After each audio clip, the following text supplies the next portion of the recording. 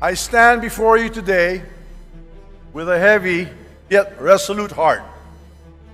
Recent events compel me to address not only the accusations that have been hurled against me personally, but also the attacks on the institution we hold sacred, the House of Representatives, the heart of our democracy and the voice of the Filipino people. Let me begin with a matter that is both alarming and unprecedented. The Vice President of the Republic of the Philippines, Sara Duterte, admitted to contacting an assassin to kill President Ferdinand R. Marcos Jr., First Lady Luis Araneta Marcos, and myself. Let me be clear. Hindi na to biro. Hindi na to normal na panalita. Isa itong direktang banta sa ating demokrasya, sa ating pamahalaan, at sa seguridad ng bayan.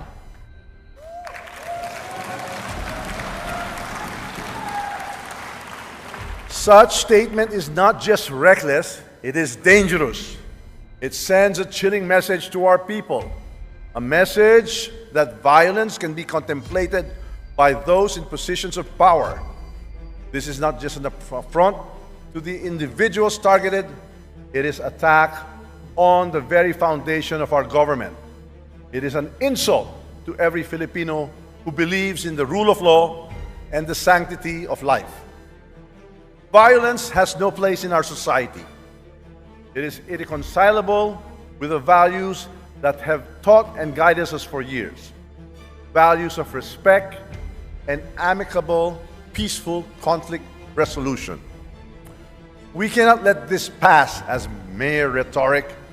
The gravity of such confession demands accountability. It demands answers.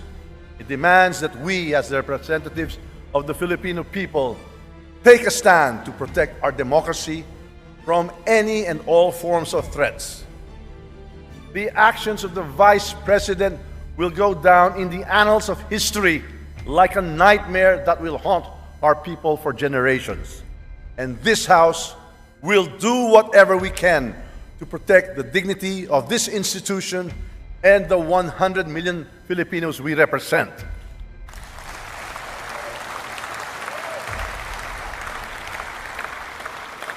Now, let us address another serious matter. The Vice President's unfounded and baseless accusations that I am plotting to destroy her because of alleged political ambitions for 2028 elections. My colleagues, these accusations are not only untrue, they are a desperate attempt to distract from the real issues at hand. Malinaw ang katotohanan. Ang trabaho ko bilang speaker ay maglingkod, hindi manira. Ang politika na paninira ay hindi kailanman naging bahagi ng aking prinsipyo.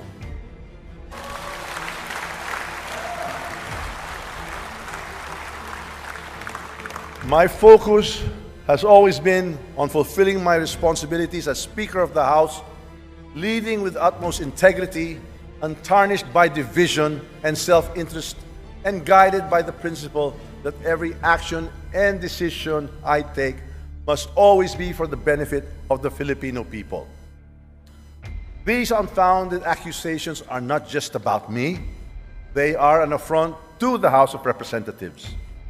They are an attempt to erode public trust in this institution, to sow division, and to create chaos. We choose unity over division, dialogue over conflict, and cooperation over confrontation. Why these baseless accusations? The answer is simple: to divert attention from the mounting evidence of fund misuse under her leadership at the Office of the Vice President and Department of Education. The issues surrounding confidential and intelligence funds, the questionable disbursements, and the lack of transparency demand answers. We will not tolerate and accept vague explanations and evasive responses. Kung wala kang itinatago, bakit hindi sagutin ang mga tanong? karapatan ng taumbayan na malaman ang katotohanan. Accountability is not optional. Transparency is not negotiable. Those entrusted with public funds must be prepared to explain where it was disbursed and how these resources were utilized. Hindi ito personal. Ito ay usapin ng pananagutan at tiwala ng taumbayan. Instead of providing clarity, we have seen attempts to shift the narrative, to create distractions, and to fabricate stories. But let me remind everyone that truth is resilient. No amount of noise can drown it. This House of the People is a sacred institution.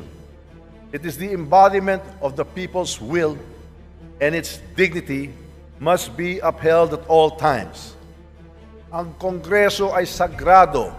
Ang mga patakaran at seguridad dito ay hindi nilalabag. Ang paglabag sa mga ito ay kawalang galang sa taumbayan ng ating pinaglilingkuran. Disrespect for the protocols, security measures, and leadership of this institution is not just a breach of rules, it is a breach of trust. To mock our protocols, to defy our orders, and to malign our leaders is to disrespect the Filipino people who elected us to serve. This House operates on the principles of the rule of law, transparency, and accountability. These principles are the bedrock of our democracy. To undermine them is to weaken the foundation upon which our nation stands. My colleagues, I call on you to stand with me in defending this institution.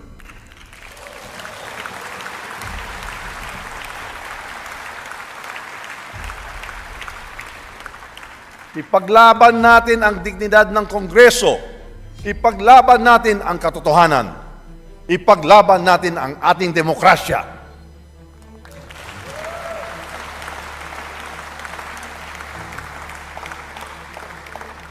This is not about personal interests.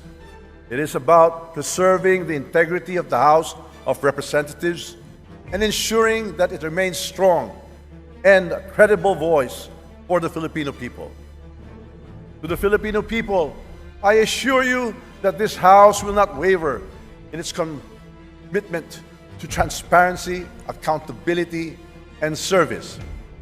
We should not allow individuals to ruin this great nation with their manipulative tactics, their troll armies, or their few blind followers. We owe it to the Filipino people to remain steadfast in our mission to pass laws that improve lives, protect freedoms, and ensure a brighter future for all. Finally, I reaffirm my unwavering support for President Ferdinand R. Marcos Jr. and his administration.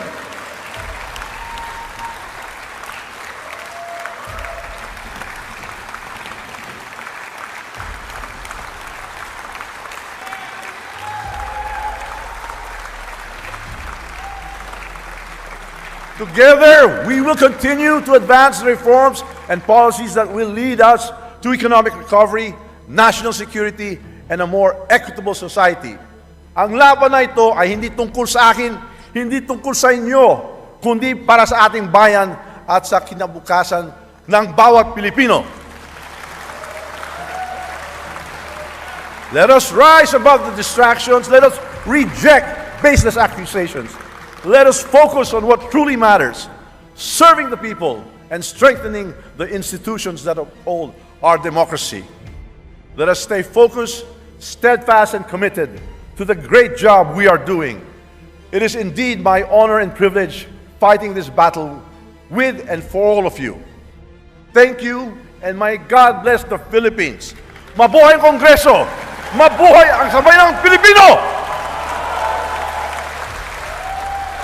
In this August chamber to sponsor and support House Resolution number 2092, expressing the unwavering and unqualified support and solidarity of the House of Representatives to the leadership of His Excellency President Ferdinand R. Marcos Jr.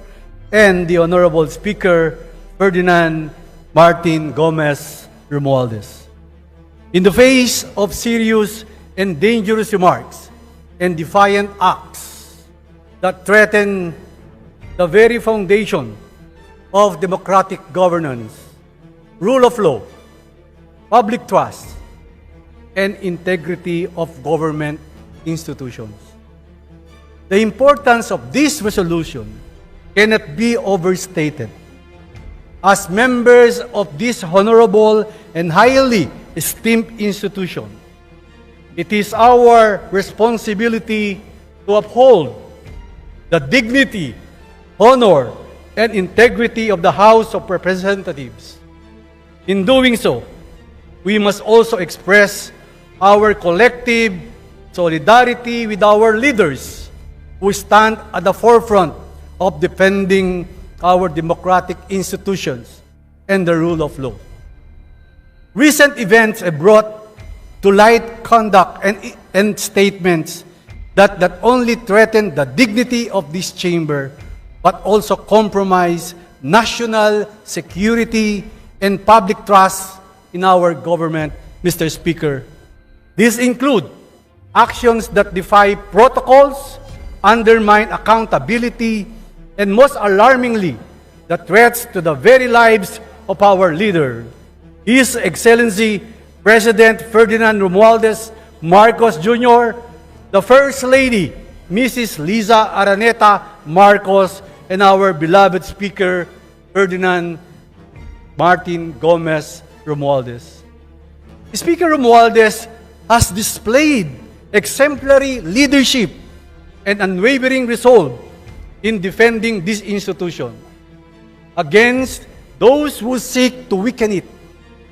His swift and decisive response to these serious threats is a testament to his commitment to upholding the principles of democratic governance and the rule of law.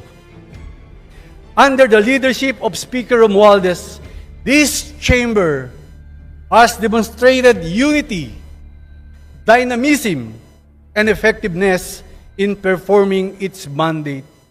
We have passed crucial legislations that support the priorities of the administration and address the needs of our constituents.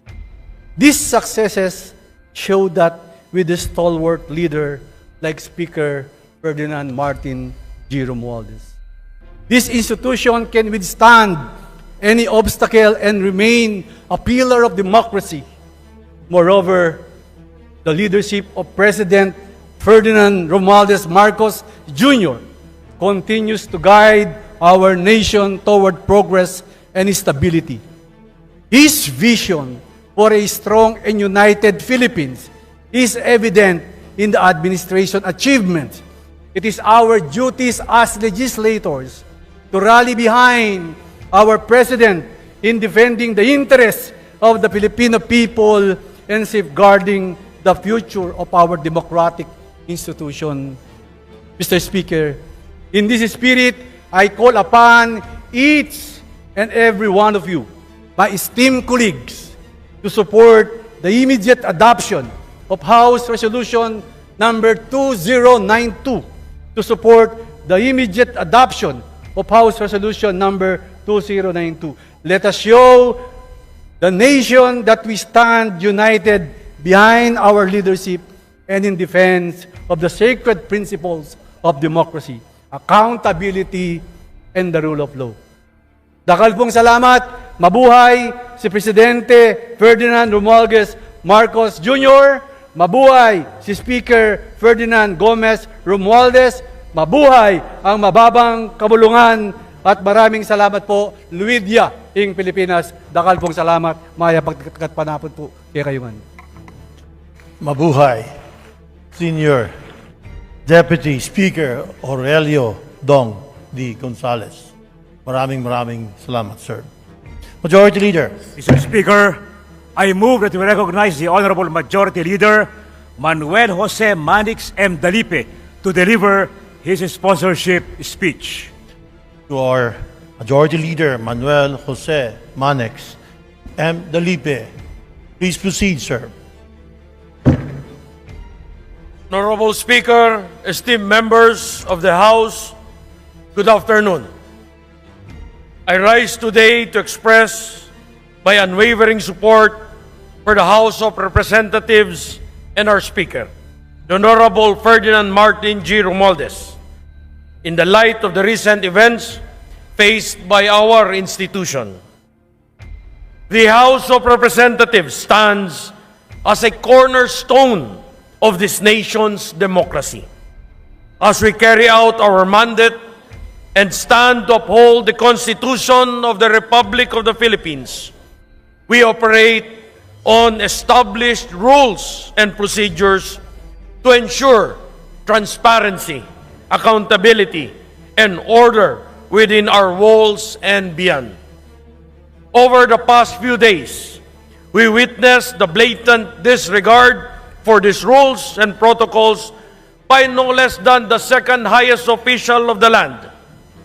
I take this opportunity to reiterate that this august chamber must be accorded the honor and dignity befitting its status as the House of the People.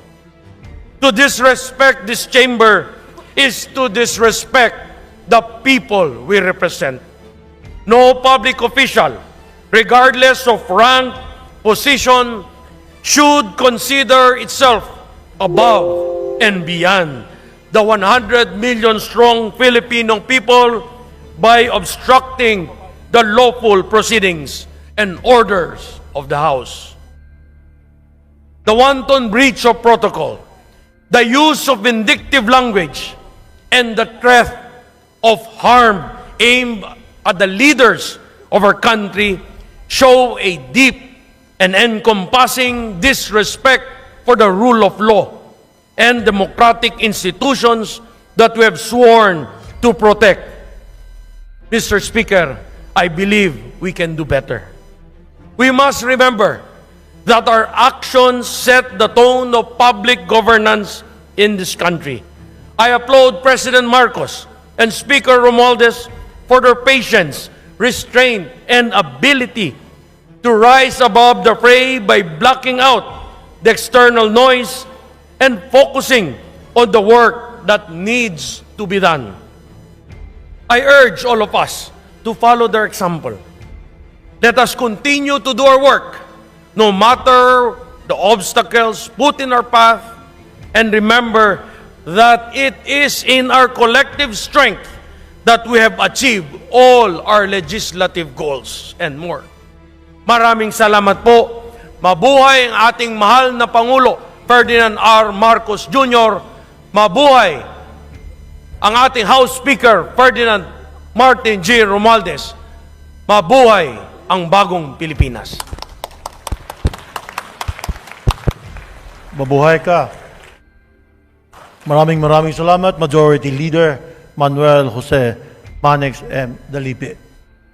Majority Leader. Mr. Speaker, I move that you recognize Deputy Speaker David J.J.C. Suarez for his manifestation. Deputy Speaker in the Province of Quezon, Congressperson J. Suarez. You're recognized, sir. Please proceed. Mr. Speaker, distinguished colleagues, I rise today in utter disbelief and righteous indignation over the Vice President of the Republic, Sara Duterte, admitting that she has contacted an assassin to kill none other than President Ferdinand R. Marcos Jr., First Lady Luis Araneta Marcos, and our beloved Speaker, Ferdinand Martin G. Romualdez. Mr. Speaker, this is no trivial matter. This is not an offhand remark that can be swept under the rug. This is an admission by the second highest official in the land of a premeditated intent to harm the highest leaders of our government. This is a direct attack on the presidency, on this House, and on the very foundations of our democracy. Let us call this what it is: treachery in the highest order. It is a betrayal not just of the President and this institution, but of every single Filipino who entrusted her with power. How can someone sworn to uphold the Constitution and protect the people conspire to commit such an act of unthinkable violence? How can the Vice President, who is expected to be a unifying figure, admit to plotting an act that could destabilize the entire nation? Mr. Speaker, let us not be deceived by any attempts to downplay or justify this admission. This is not about personal grievances or political rivalry. This is a threat to our national security, our democratic processes, and the rule of law. For the Vice President to even contemplate such actions is a gross abuse of power and betrayal of the office she holds. Mr. Speaker, we must act, and we must act now. How can the Filipino people trust a leader admits to contracting an assassin? How can we continue to allow someone of such dangerous tendencies to occupy one of the highest positions in the land? This is not a question of leadership. It is a question of morality, of accountability, and the survival of our democracy. The House must take immediate action. We cannot simply express our outrage and move on. We must call for a full investigation into the Vice President's admissions, not just for the sake of justice, but to protect the integrity of our institutions and to ensure the safety of our leaders. Mr. Speaker, the behavior cannot just be tolerated. This is not about politics. This is about the survival of our democracy and the safety of our people. We demand answers. We demand accountability. And we demand that the Vice President face the full force of the law for her actions. Let this House stand united in defense of our democracy, our leaders, our people. We cannot and will not allow anyone, even the Vice President, threaten the very foundation of this republic. Maraming salamat. Maraming salamat. Deputy Speaker David J.J. Suarez. Majority Leader. Mr. Speaker, I move that you recognize the Honorable Albert S. Garcia of the 2nd District of Bataan for his manifestation. The gentleman from the 2nd District of Bataan, Representative Albert S. Garcia, is recognized. Mr. Speaker, distinguished colleagues, I rise today with a deep sense of indignation and disbelief over the shocking admission made by Vice President Sara Duterte that she had contacted an assassin to target none other than His Excellency President R. Marcos Jr., First Lady Luis Araneta Marcos, and our esteemed Speaker, Ferdinand Martin G. Romualdez. Let us pause for a moment, Mr. Speaker, to reflect on the gravity of this revelation. The second highest official of the land, someone who took an oath to protect and uphold the Constitution, has admitted to contemplating violence against the very people she sworn to serve alongside. This is not just alarming, it is a betrayal of public trust and an affront to our democratic values and a threat to the stability of our nation. Mr. Speaker, how can we as representatives of the Filipino people stand silent in the face of such a heinous admission? The Vice President's statement are not only a direct threat to the lives of our leaders, but a dangerous precedent that undermines the very foundation of our democratic governance. If someone in her position feels emboldened to admit to such acts, what message does this send to the public? That power can be wielded without accountability? That the rule of law can be disregarded with impunity? Mr. Speaker, this House has a solemn duty to ensure that no one, no matter how high his or her position, stands above the law.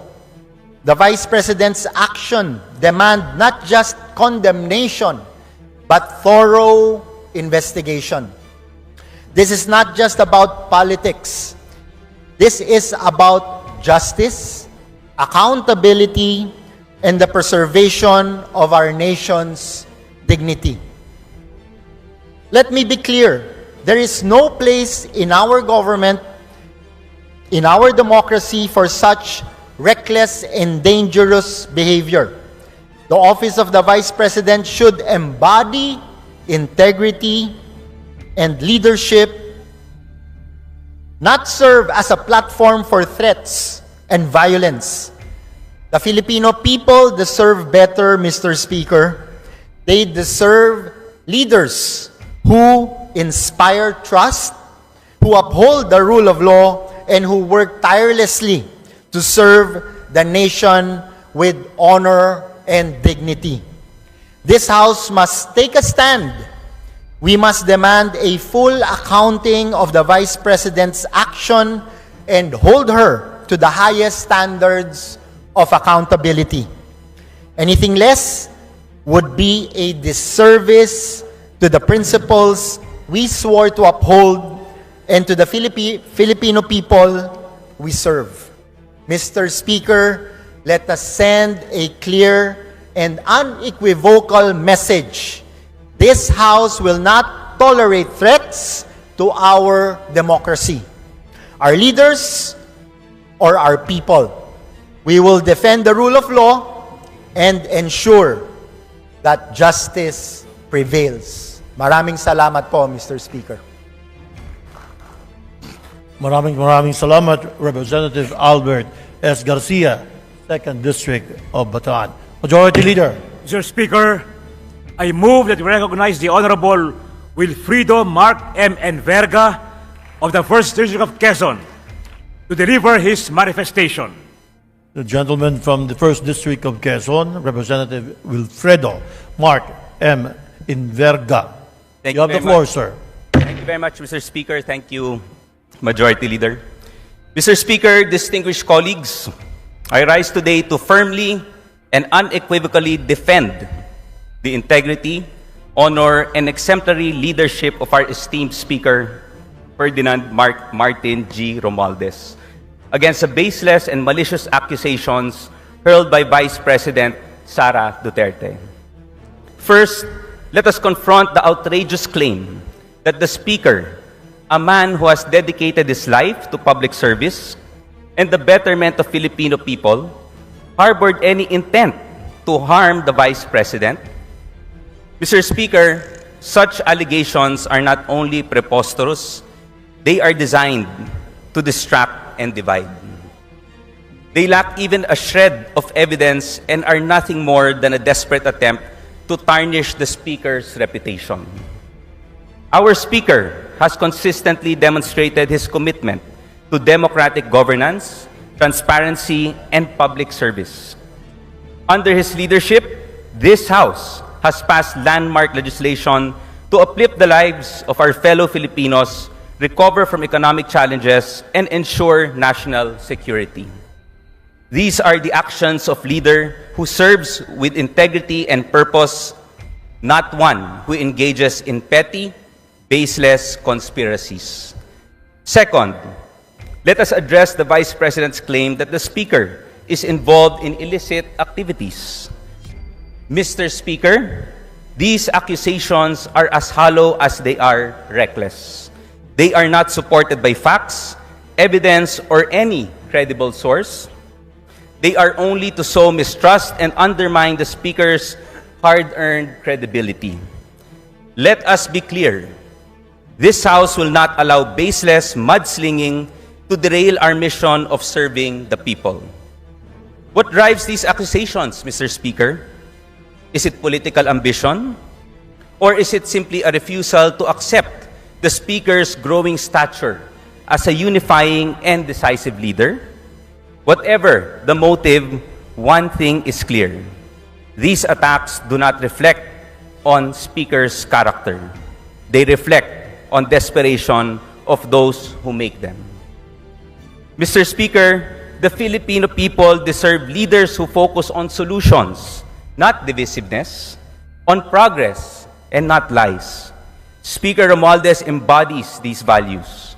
He has guided this House with wisdom, fairness, and a steadfast dedication to the people we serve. His record speaks for itself, and no amount of baseless accusations can erase the accomplishments he has achieved for this nation. In closing, let me say this: the truth will always prevail over lies. This House stands firmly behind Speaker Romualdez, not just because he is our leader, but because he represents the values of integrity, accountability, and service that we all aspire to uphold. We will not be swayed by baseless attacks, and we will continue to stand united in our commitment to serving the Filipino people. Maraming salamat po, Mr. Speaker. Maraming salamat. Maraming salamat. First District, Quezon, Representative Wilfredo Rido, Mark M. Enverga. Majority Leader. Mr. Speaker, I move that we recognize the Honorable Robert S. Barbers of the 2nd District of Surigao del Norte for his manifestation. The gentleman of the 2nd District of Surigao del Norte, Representative Robert S. Barbers. You have the floor, sir. Thank you very much, Mr. Speaker, Majority Leader. Mr. Speaker, esteemed colleagues, I rise today not only to defend the honor of this House, but to uphold the integrity and unwavering leadership of our Speaker, Ferdinand Martin G. Romualdez, against the baseless accusations made by the Vice President Sara Duterte. These accusations that our Speaker intended to harm her or that he is involved in illicit activities are nothing but unfounded and irresponsible allegations meant to distract and discredit. First, Mr. Speaker, let us recognize the kind of leadership Speaker Romualdez has exemplified. Under his stewardship, this House has worked tirelessly to pass transformative legislation that directly impacts the lives of millions of Filipinos. From championing economic recovery measures to addressing pressing national security concerns, the Speaker's vision and decisive leadership have steered this chamber toward progress and stability. These are the qualities of a statesman, one who places the nation's welfare above all else. Second, Mr. Speaker, let us consider the gravity of the accusations hurled against him. To accuse someone of plotting harm or engaging in illicit activities without a shred of evidence is not only reckless but dangerous. Such baseless statements undermine the very fabric of our democratic institutions. They erode public trust and divert attention from the real issues our nation faces. These allegations, Mr. Speaker, are nothing more than a desperate attempt to smear the reputation of a man who has consistently demonstrated his commitment to serving the Filipino people. If there were any truth to these claims, let them be backed by credible evidence. But what we see here is not evidence. It is mere noise, crafted to create division and chaos where unity and focus are most needed. Let us also ask, why is the Speaker being targeted? Is it because of his success in uniting this House under a shared vision for progress? Is it because his leadership has garnered respect and trust not just from his colleagues here, but from the Filipinos at large? Or is it simply because his integrity and competence stand as a stark contrast to those who thrive on baseless accusations and political theatrics? Mr. Speaker, this chamber must stand firm against attempts to tarnish the reputation of its leader. Speaker Romualdez has always conducted himself with honor and dedication. His track record of service speaks louder than any false accusation, and his commitment to the rule of law and public accountability remains unshaken. I have known you, Mr. Speaker, as a conscientious public servant. In the short span that you have discharged your duties as Speaker, I can honestly say that you have treated all of us fairly, and that in all the conduct of affairs, you have always displayed decency, bearing, and character that bespeaks of a statesman. Through all the attacks and accusations that comes with a position, I see you always taking the high moral ground. By any measure, your calm and calculated bearing stand tall among all of us amidst all the crisis, a distinct trait that all leaders must possess.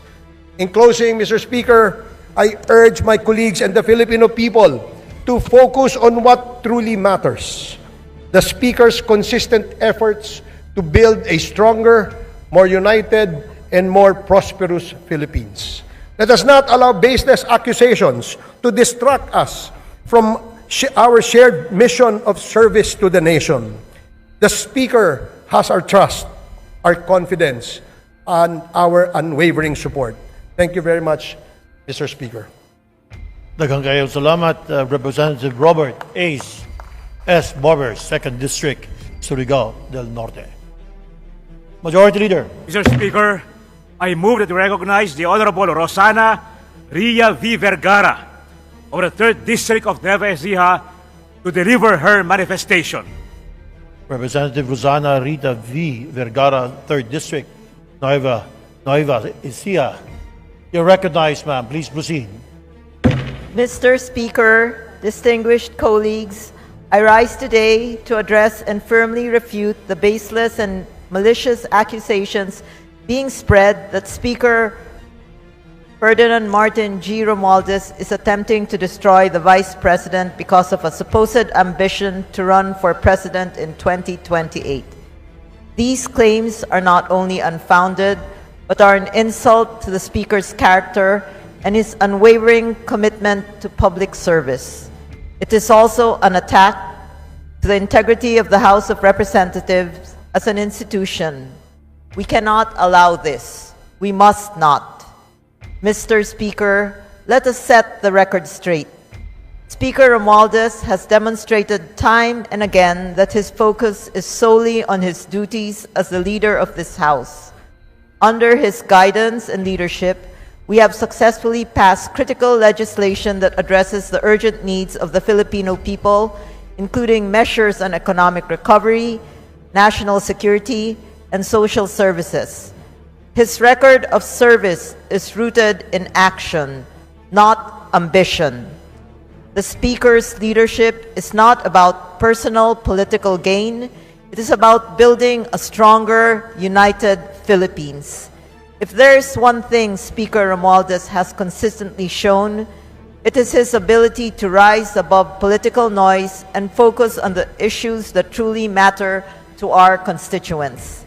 The allegations that the Speaker is using his position to target the Vice President are as absurd as they are divisive. These claims are nothing more than an attempt to deflect attention from her own failures and controversies. The Vice President's struggles to navigate her own responsibilities as a public official should not be blamed on the Speaker's competence or leadership. Mr. Speaker, let us ask, why would someone who has consistently demonstrated loyalty to the administration of President Ferdinand Marcos Jr. and who has been a staunch ally of its programs engage in such petty political games? The truth is, these accusations are a convenient excuse for the Vice President to evade accountability for her actions and distract the public from her lack of concrete achievements. Let us also recognize the Speaker's long-standing reputation for unity and collaboration, his efforts to build coalitions across party lines, and his dedication to fostering a harmonious relationship with the executive branch contradict the notion that he is driven by personal ambition. This is a leader who values service over self-interest and progress over politics.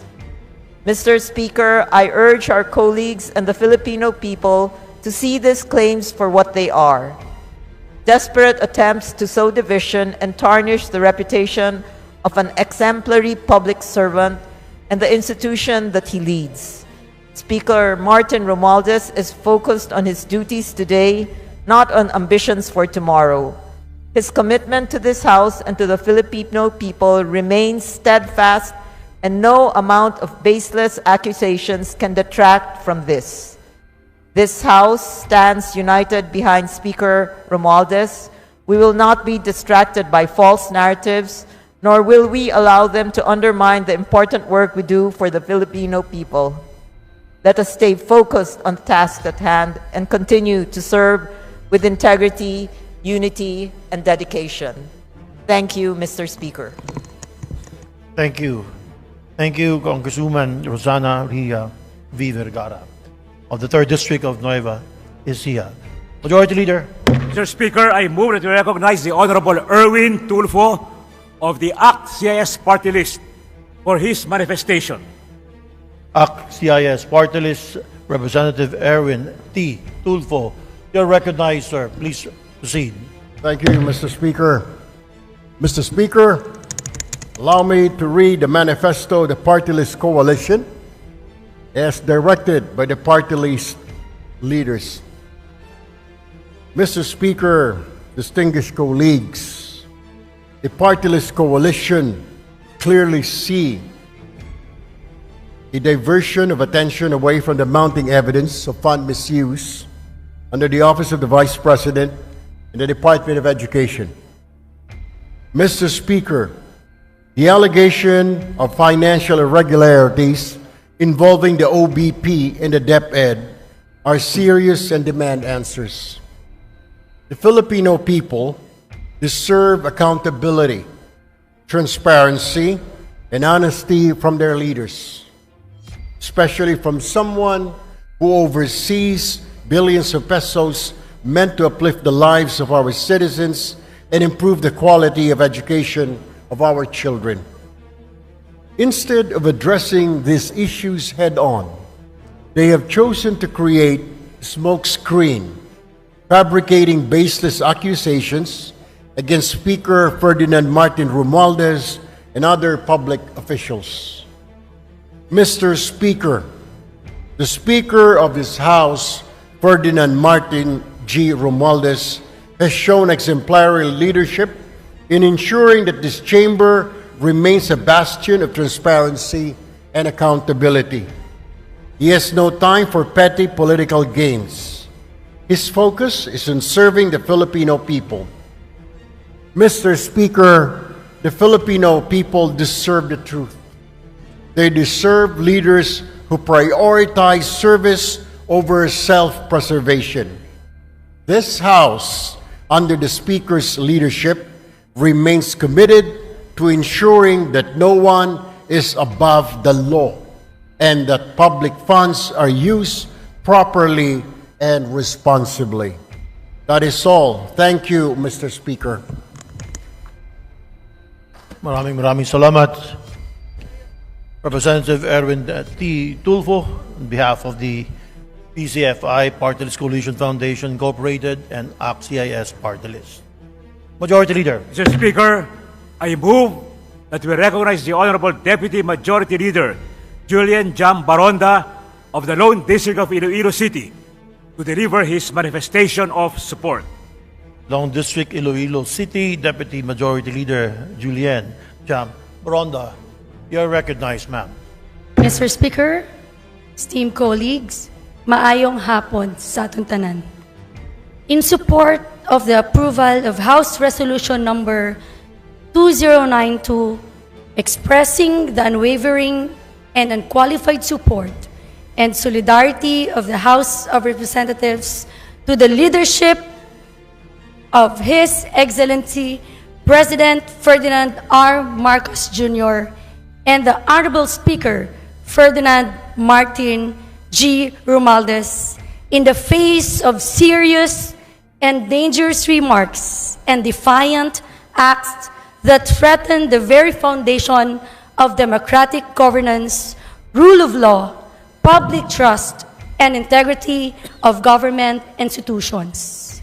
This humble representation expresses full, unwavering support to the leadership of His Excellency President Ferdinand R. Marcos Jr. and our beloved Speaker, Ferdinand Martin G. Romualdez. Amidst the arbitrary actions and alarming statements issued by the second highest official of the land, we maintained that the preservation of the dignity, the integrity of the House of Representatives is of paramount importance. Mr. Speaker, in the light of the recent events that have transpired in the last 3 days within the premises of the House of Representatives, these arbitrary acts of interference and alarming statements reflect a clear disregard for institutional authority and due process. It is crucial that we condemn such acts and remain steadfast in adhering to the principles of good governance and rule of law. This is to avoid establishing a precedent for abuse of power. Mr. Speaker, the rule of law must likewise be observed by all government institutions and individuals, regardless of position or rank. It is paramount that we ensure the law applies equally to all, without discrimination or partiality.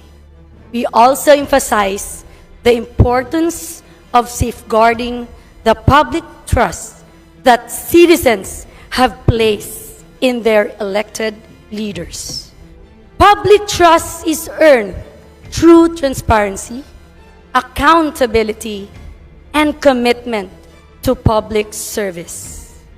Maintaining these values requires our collective and unwavering determination. Thus, this august chamber stands united in its support for the leadership's effort to uphold integrity and the institution and to ensure that governance is exercised in the manner that is both accountable and transparent for the Filipino people. Mabuhay ang Kongreso. Madamo nga salamat, Mr. Speaker. Damo gid salamat. Deputy Majority Leader Julian Jam Baronda, Long District of Iloilo. Majority Leader. Mr. Speaker, I move that we recognize the Honorable Tobias Toby M. Chanco of the Lone District of Navotas City to deliver his manifestation of support. And gentleman from the Long District of Navotas City, Representative Tobias Toby M. Tiangco. You're recognized, sir. Please proceed. Mr. Speaker, distinguished colleagues, a pleasant day to all of you. It is with great respect and a deep sense of responsibility that I rise before this august body to manifest my unwavering support for the approval of House Resolution number 2092 in light of the recent events that have threatened the dignity of the House of Representatives and the stability of our democratic institutions. Recently, the Vice President acted with shocking recklessness, issuing threats, deliberately violating security protocols, and using invectives that are unbecoming of her position, thereby undermining the integrity of the House of Representatives and the foundations of our democratic institutions. While these actions and statements cannot and should not be taken lightly, this House will take the higher ground and choose to rise above such actions and threats, focusing instead on the principles of respect and civility that guide this institution rather than descending into the rhetoric of violence and intimidation. We must not allow individuals, regardless of their positions and influence, to undermine the integrity of this body and our nation through manipulative tactics, orchestrated campaigns, or the deliberate sowing of discord by those who seek only to create chaos and division for their own gain. Our purpose is to serve the people and to work for the greater good, not to be swayed by distractions, hostility, or self-serving agendas. Let us not emulate their divisive actions, but instead champion the values of unity, respect, and progress for the common good. Principles that Speaker Romualdez and this institution have steadfastly upheld throughout the 19th Congress. Therefore, Mr. Speaker, it is with utmost respect and a sense of responsibility to the Filipino people that I ask this body to stand united in approving House Resolution 2092. This manifestation is a reaffirmation of our collective responsibility to defend the rule of law and the integrity of this legislative body. We, as representatives of the people, must resolutely reject any threat to our democracy, whether it arises from within these chambers or from external forces. We will not stand idly while the very foundations of our nation are challenged. Together, let us continuously express our strong and unrelenting support for His Excellency, President Ferdinand R. Marcos Jr. and his administration, and to Speaker Romualdez, whose leadership has been a steady force in this institution. Through their leadership and unwavering commitment, we will rise above these disruptive and destabilizing forces and forge a future where progress and unity triumph for the benefit of all.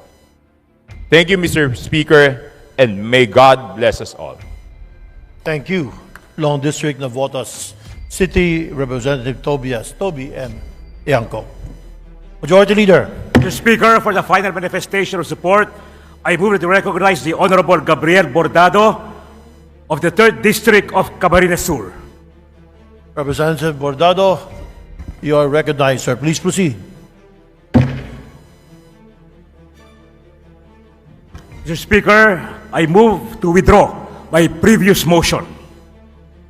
Please proceed, Majority Leader.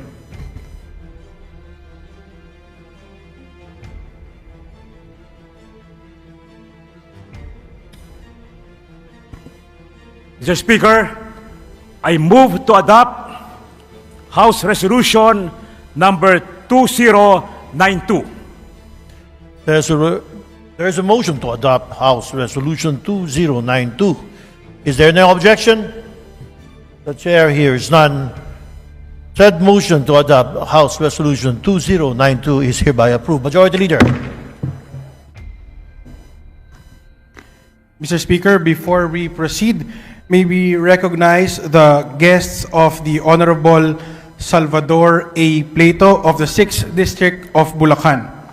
We have from the Municipality of Angat, Bulacan, Municipal Mayor Reynante S. Bautista, Municipal Vice Mayor Arvin L. Agustin, Municipal Councilors William S. Vergel de Dios, Darwin A. Calderon, Evelyn J. Cruz, Melandro G. Tigas, Luis J. Santiago, Ramiro A. Osorio III, Barangay Chairman Nerio S. Valdesco, former SK John Patrick D.C. Solis, SK Federation President Mary Grace Evangelista. From the Municipality of Santa Maria, Bulacan, we have Municipal Mayor Bartolome R. Ramos, Municipal Vice Mayor Pablo L. Juan, former Mayor Russell G. Plato, former Councilor Salvador G. Plato Jr., Board Member Renato D.L. de Guzman Jr., Board Member Arthur A. Legaspi, ABC President Leovigildo Jing Ramos, Municipal Councilors Neil B. Mateo, Esperanza G. Ramos, Mark Angelo R. Clemente, Carl Gerard Castillo, Jesus B. de Guzman Jr., Municipal Administrator Engineer Elmer Clemente, former Vice Mayor Rico Jude P. Santo Domingo, Engineer Angelito Jacinto, Barangay Chairman Eresto de la Cruz,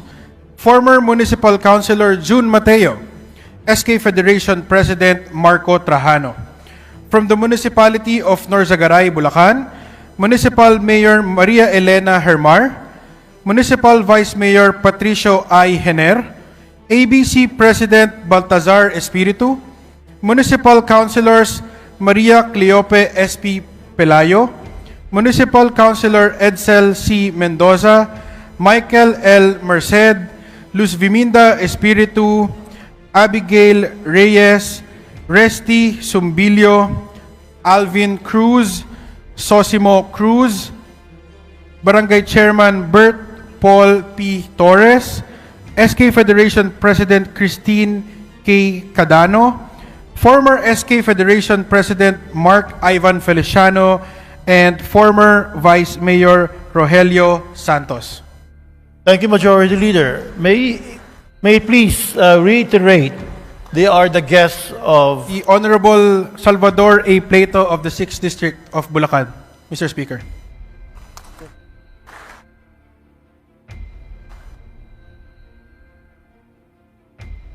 Thank you, Majority Leader.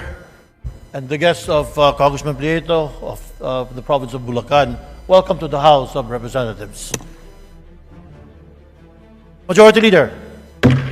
Mr. Speaker, on the same note, may we also recognize the guests of Honorable Percival Sendanya, representative of the Akbayan Party List. We have with us visitors from the Network to Stop AIDS Philippines, or NSAP. They are the following: Mara Quesada, Roberto Figuracion Jr., Jams De Leon, Ayla Beato, Liza Igcasinza, Leslie Tolentino, Roger Alvarez Jr., and Elaine Madula.